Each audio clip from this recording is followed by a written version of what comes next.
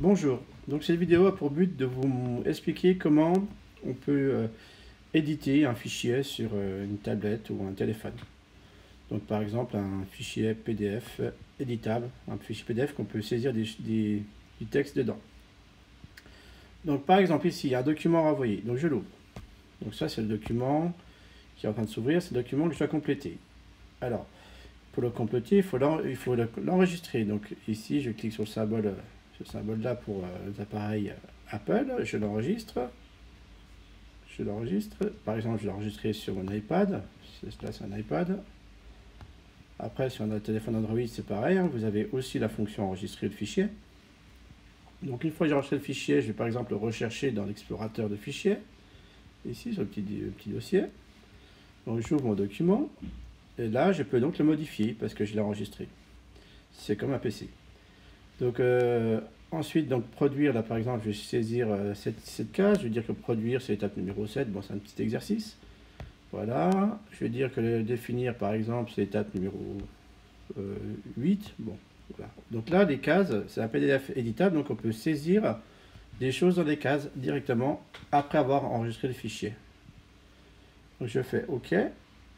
Ça va normalement le sauvegarder.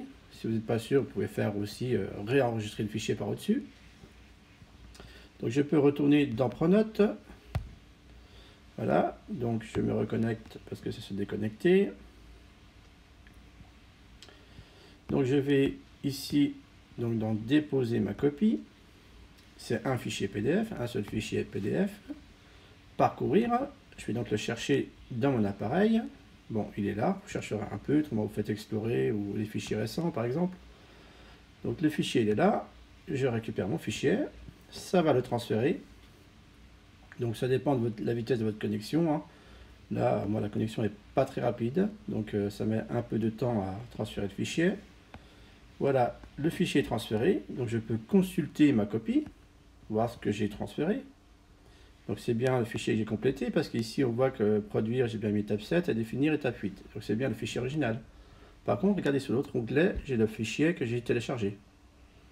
Donc le fichier qui est en ligne. Donc faites bien la différence entre le fichier qui est en ligne et le fichier que vous avez enregistré dans l'appareil. Voilà, donc là j'ai bien rendu le bon document. Je peux retourner dans l'application et ce travail est donc fait. Donc si je veux, je peux supprimer ou remplacer ma copie. Voilà, si ma copie n'est pas bonne, je peux la remplacer ici. Donc renvoyer le fichier ou supprimer ma copie. Mais là, du coup, j'ai pas fait mes devoirs. Voilà, bonne journée à tous.